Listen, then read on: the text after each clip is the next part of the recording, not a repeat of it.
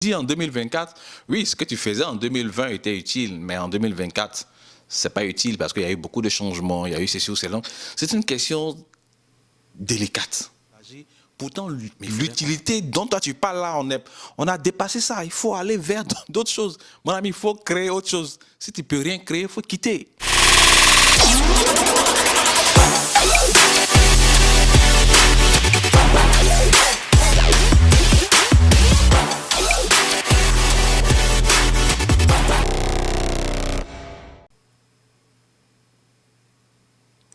Quand les choses vont mal, quand les choses vont très mal dans un couple, on entend plusieurs types de reproches.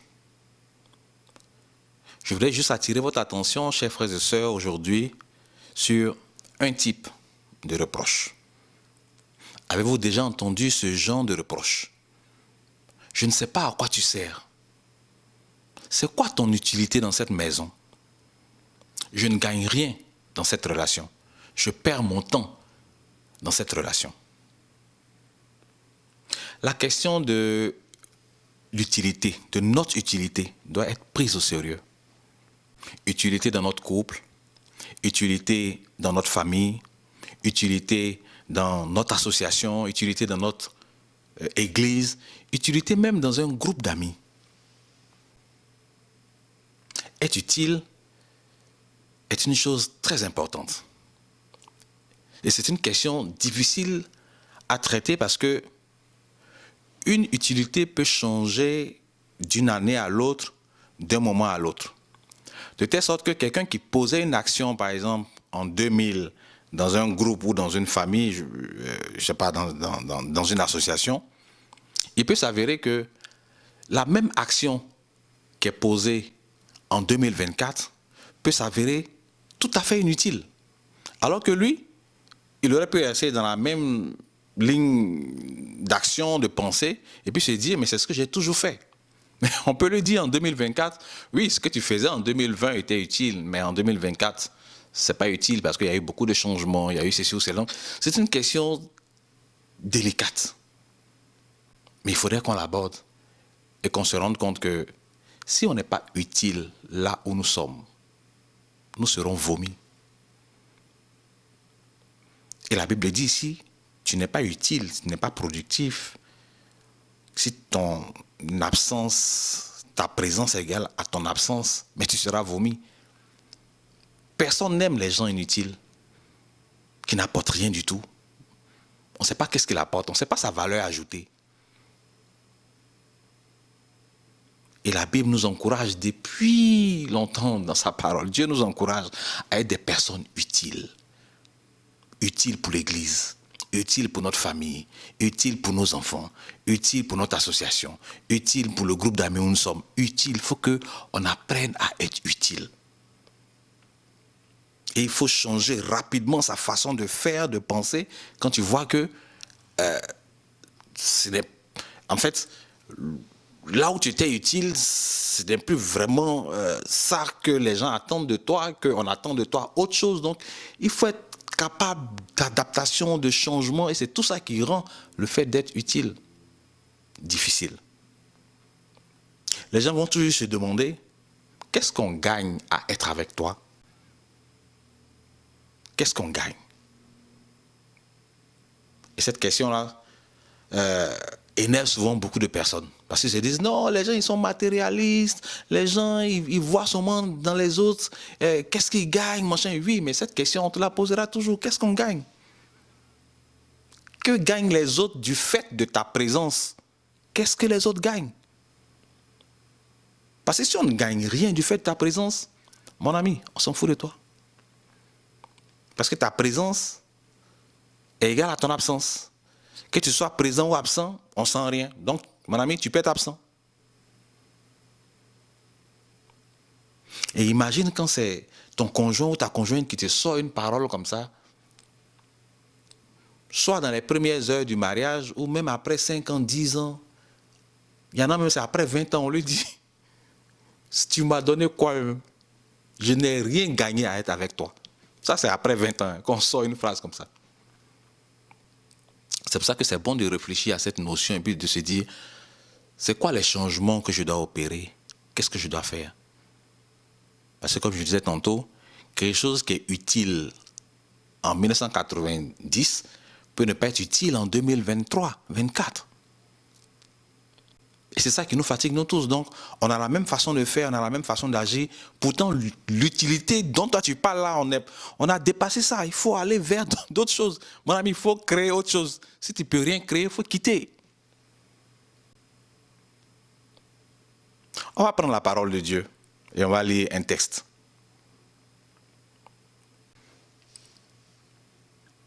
On va lire le texte de 1 Corinthiens chapitre 14. Donc, dans ce chapitre 14, l'apôtre Paul parle des différents dons, les talents que nous recevons de Dieu. On reçoit beaucoup de dons spirituels. Et il dit, au verset 1, « Recherchez la charité, aspirez aussi aux dons spirituels, surtout à celui de prophétie. » Donc, aux dons spirituels de prophétie. En effet, celui qui parle en langue ne parle pas aux hommes, mais à Dieu, car personne ne le comprend. Et c'est en esprit qu'il dit des mystères. Celui qui, au contraire, prophétise, parle aux hommes, les édifie, les console, les exhorte. Mais celui qui parle en langue s'édifie lui-même. Celui qui prophétise édifie l'Église. Je désire que vous parlez tous en langue, mais encore plus que vous prophétisiez. Celui qui prophétise est plus grand que celui qui parle en langue, à moins que ce dernier n'interprète pour que l'Église en reçoive de l'édification. Et maintenant, frères, de quelle utilité vous serais-je si je venais en vous parlant en langue? De quelle utilité serais-je? C'est ça, ça dit que l'apôtre Paul est en train d'attirer notre attention sur quelque chose de très important. Il dit, je ne suis pas en train de dire que le parler en langue n'est pas nécessaire, n'est pas important. Je suis en train de dire qu'au niveau de l'Église, dans l'Église, il y a des dons spirituels qui sont d'une utilité. Si tu parles en langue et que tu t'édifies toi-même, en quoi est-ce que tu serais utile à l'Église? Mais si quelqu'un envoie une parole de connaissance, une révélation, une prophétie ou bien un enseignement, il édifie l'Église, c'est plus utile à l'Église.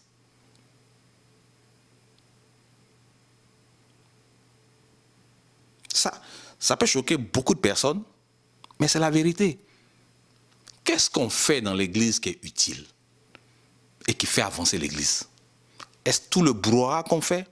Est-ce toutes les actions que nous posons qui peuvent sembler être importantes, être magnifiques, mais qui ne font pas avancer l'Église parce que ce n'est pas utile? Et c'est sur ça que l'apôtre Paul voulait attirer notre attention. Il dit, moi-même, je suis le premier à parler en langue.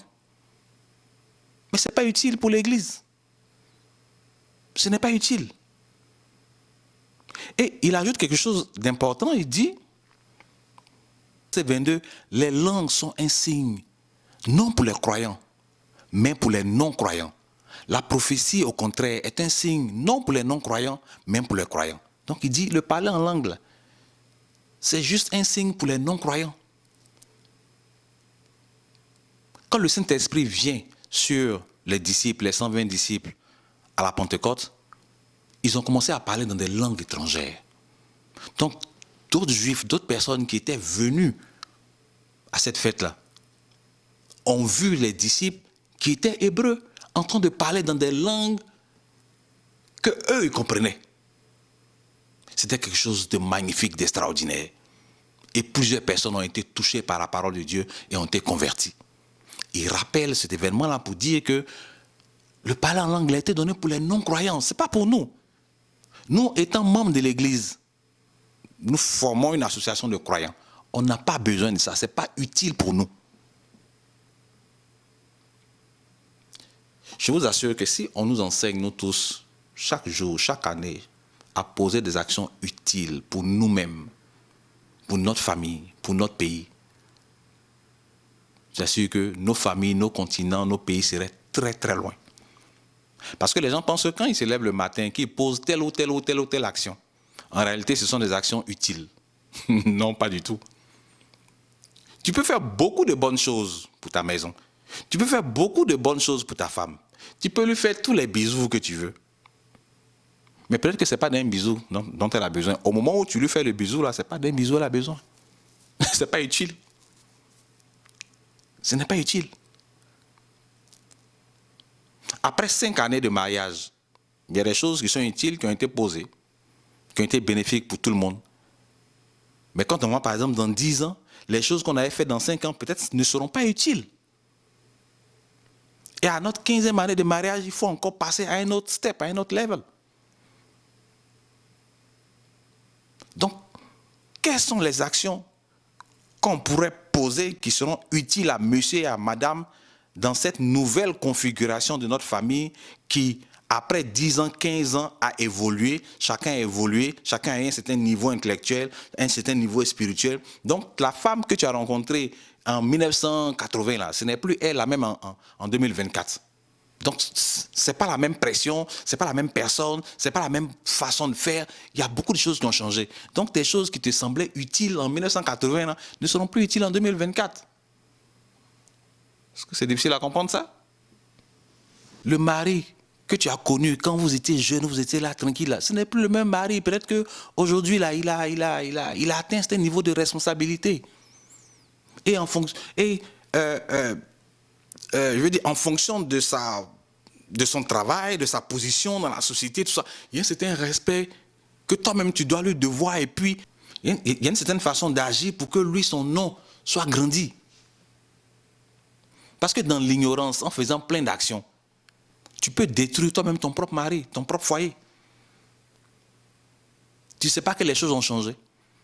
Tu ne sais pas que les situations ont changé. Et tu n'as pas réussi à te mettre au niveau des situations. Donc tu penses que préparer les duris, les placalis, les plaies, tout ça, c'est tellement utile que ça permet toujours de conserver ton foyer. Alors que non, on a dépassé le niveau des plaies, on a dépassé le niveau des siocors, on a dépassé le niveau des placalis. On est en 2024. Et puis 2025 arrive bientôt. Et puis quand tu regardes ton conjoint, ta conjointe, quelles sont les actions utiles que tu peux poser pour lui faire plaisir? Quelles sont les actions utiles que tu peux poser face à la nouvelle configuration de votre famille? C'est pas facile, hein? C'est pas facile. C'est beaucoup de réflexion. Il faut être vigilant, il faut être observateur. Même avec nos enfants, les enfants grandissent. Ce qui leur était utile quand ils avaient 5 ans ne leur est plus utile parce qu'ils ont 15 ans. Donc si tu lui parles comme s'il a 5 ans, ah, papa ou maman, tu es en déphasage, tu es en déphasage. Tu es hors sujet là. C'est-à-dire qu'il y a un moment où l'enfant, dans son développement, là, il a besoin d'un peu plus de respect, de considération, parce que ça agit sur son estime de soi et beaucoup. C'est-à-dire qu'il y a beaucoup d'autres choses qui rentrent en ligne de compte. Mais toi, le père ou la mère, tu n'as pas compris ça. Tu penses que tu es en train de parler à bébé you, toutou you, papi nous, nounou. Il faut qu'on sache être utile. Il faut qu'on sache, nous, comme nous réinventer chaque jour. Nous mettre à jour chaque jour, chaque mois, chaque année. Parce que les besoins d'hier ne sont pas les besoins d'aujourd'hui. Ce dont ta famille avait besoin hier, ce n'est pas de cela que ta famille a besoin aujourd'hui. Donc il faut que tu te mettes à jour. Ce dont ton conjoint avait besoin hier, ce n'est pas de ça que ton conjoint a besoin maintenant, là, aujourd'hui, là, ou demain. Là. Donc il faut que tu te mettes à jour. Tu te mets pas à jour, qu'est-ce qui va se passer? Tu vas voir le comportement des gens que Paul est en train de décrire en 1 Corinthiens chapitre 14. Donc vous pouvez lire tout le chapitre 14. Il est en train de leur dire, moi-même je suis le premier à parler en langue, que je parle beaucoup plus en langue que vous tous. Mais je vous dis que ce n'est pas utile. Donc arrêtez-moi ces choses-là. Et puis allons-y vers ce qui est utile. Dites des choses qui seront d'une utilité pour tous, pour que l'Église avance. Et le pire, c'est quand tu vas parler en langue pendant des heures, et puis il n'y a personne pour traduire ce que tu as dit en langue. C'est-à-dire que tu fais perdre du temps à l'Église. Et puis tu penses que tu es utile. En fait, tu t'es édifié toi seul. En tant que l'Église, c'est une association des enfants de Dieu. 1, 2, 3, 4, 5, on forme une église. Non, ce n'est pas toi seul qui est l'église. Amen. Sachons être utiles partout où nous sommes, dans un groupe, dans une association, dans la famille. Entraînons nos enfants à être utiles. Il ne faut pas qu'ils soient là et puis ils pensent que le monde tourne autour d'eux. Non, non, non, parce que quand tu ne seras d'aucune utilité dans ton entreprise, quand tu seras d'aucune utilité dans une association, quand tu seras d'aucune utilité quelque part, on te jettera loin. Ta présence égale à ton absence. On s'en fout de toi. On s'en fout de toi. Donc que Dieu nous bénisse et qu'il nous ouvre les yeux pour que nous sachions comment nous conduire maintenant, demain et tous les jours avec monsieur, madame, les enfants, ceux qui sont autour de nous, partout où nous sommes, et que notre bénédiction s'accroît et que que le respect que les gens nous doivent augmente parce qu'on a su répondre aux besoins de l'heure. On a su leur être utile. Et par-dessus tout, faisons en sorte aussi d'être utile entre les mains du Seigneur. Parce qu'à vouloir faire beaucoup de choses, plein de choses, le Seigneur peut te dire, mon ami, tout ce que tu fais là, tout ce que tu fais là, je m'en fous. Donc que Dieu vous bénisse. Et on a la prochaine. Bye.